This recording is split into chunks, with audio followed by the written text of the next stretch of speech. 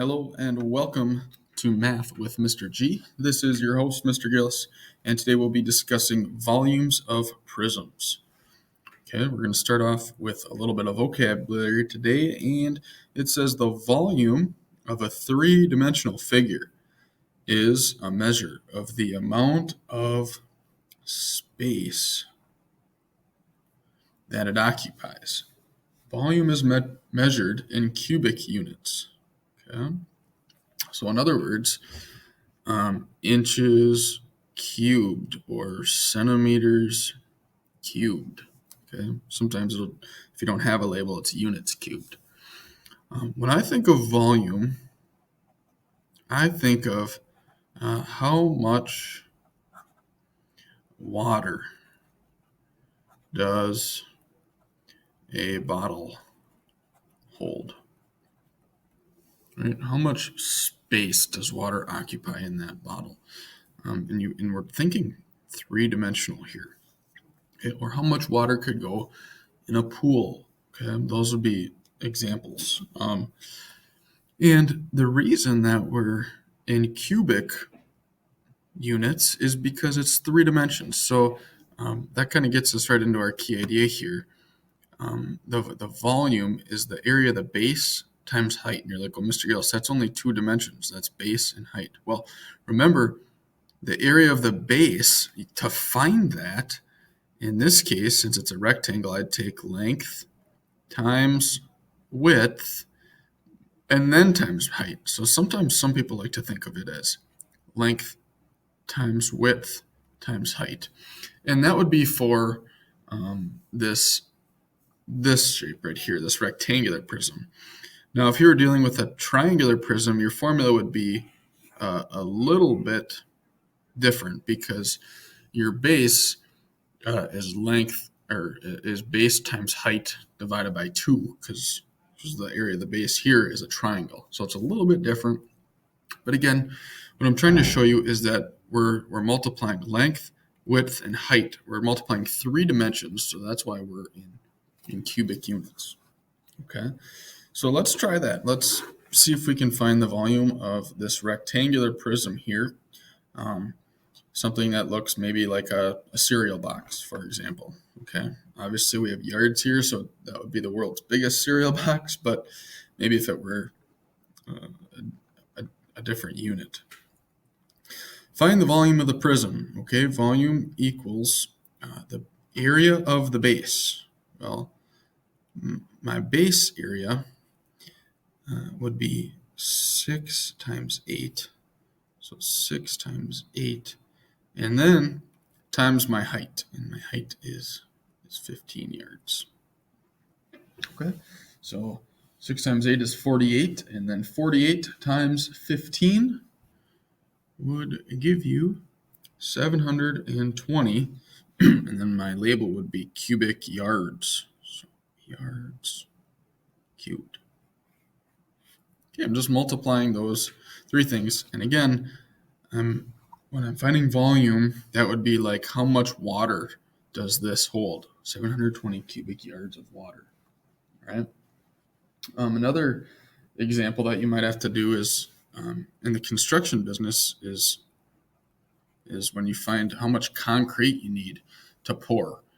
That's three-dimensional. It's length, width, and it's how deep your slab is. So that's another example of where in real life you might need to figure some of this out.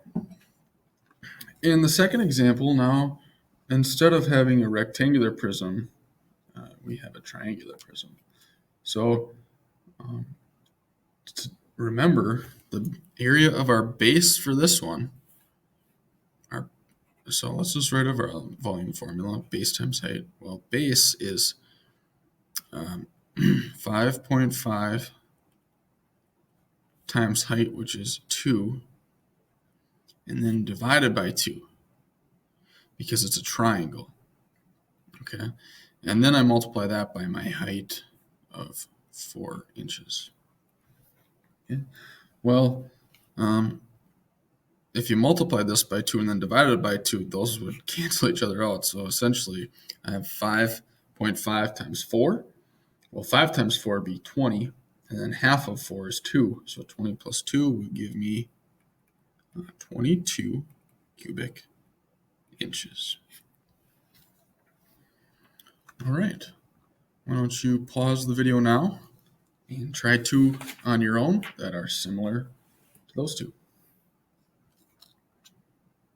All right, for number 1, I have a cube here. Looks like a Rubik's Cube, kind of. So to find the volume of that, base times height. Base would be 4 times 4, which is 16. And then 16 times 4 would give you 64 cubic feet. And then number 2, base is 12 times height is 5 divided by 2, because it's a triangle, and then multiply that by 9, you should arrive at 270 cubic meters. Let me know if you have questions on either of those 2. All right, to the real life application. Now this is what I'm talking about, where we're finding how much popcorn a bag can hold. Now this is more like it, you guys. A movie theater designs 2 bags to hold 96 cubic inches of popcorn. Find the height of each bag. Which bag should the theater choose to reduce the amount of paper needed? And explain. Awesome. So let's first find or use my formula for volume to find the height of each. So I know that volume is equal to base times height. I know for bag A, my volume, it tells me, is 96 cubic inches equals my base. So my base here is 3 times 4. 3 and 4 are my height, so are my base, so that would be 12. 3 times 4 is 12 for the area of my base. And then my height I don't know, so I'll write in h. Okay, so to solve now, it's just a simple one-step equation. 12 times what number is 96? Or in other words, divide each side by 12 to undo that multiplying. And 96 divided by 12 would be 8. So my height would be 8 inches for bag A, right? Let's find the height of bag B the same way, and we're going to, again, kind of work backwards. So I've got 96 for my volume. That's the same for both bags. And my base, 4 times 4 is 16 times my height. Okay, so again, divide by 16 on both sides. And the height of the bag should be 6 inches. Okay, so this bag is 6 inches tall, and this bag is 8 inches tall. Okay, now so that was part A, right? Find the height of each bag, and it looks like this one is shorter, so that's good. Letter B says, which bag should the theater choose to reduce the amount of paper needed?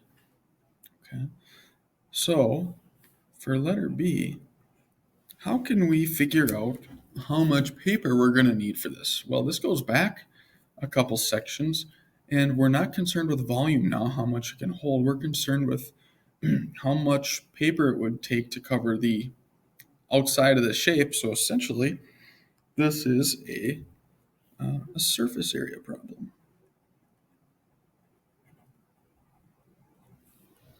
Okay, and I'm just going to put minus the top, because the top of the bag obviously has a hole in it. So we don't need to calculate that.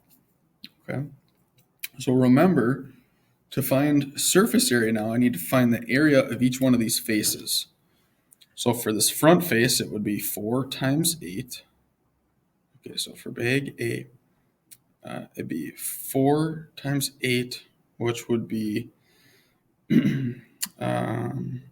32. So for the front, it's 32 inches, and then the back as well. So 32 and 32 would give me 64 plus the two sides would be 3 times 8 is 24. 24 times 2 would be 48. Plus the bottom of this bag, 3 times 4 is 12. And when I add all of those together, the total surface area of this bag for bag A would give me 124 inches squared. Let's do the same for bag B. Okay, I got the bottom. I'll go in different order this time. Is 16. 4 times 4 is 16. Plus the front would be 6 times 4 is 24. Plus the back would be 48. Plus the sides. 4 times 6 against 24. And the other side plus 24 would be another 48. When I add those together, 96 and 16 would be 112 square inches for the surface area of bag B. Okay, so the surface area of bag B is less than the surface area of bag A. So